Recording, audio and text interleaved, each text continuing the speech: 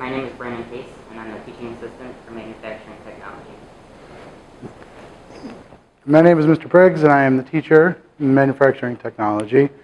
In this class, we have a mashup of skills that are needed for being successful in this class. I like to say it's a bit of a collaboration of the skills that are taught in this building.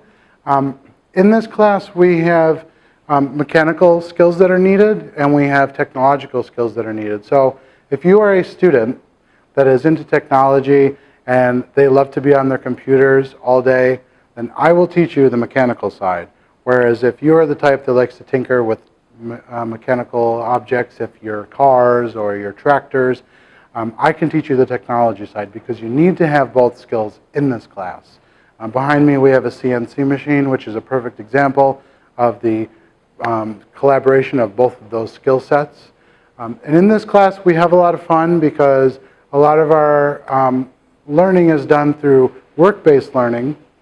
We work on a lot of projects for other teachers in this building, and so you'll get to interact with those other teachers. You get to also interact with a lot of the students in those classes as well.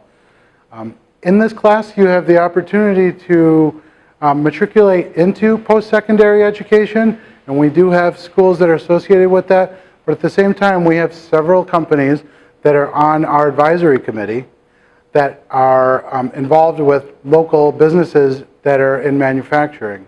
So we would be going on lots of field trips in this class so that you can check out what is available in your local community, be it as far north as Camden or south as Hamilton.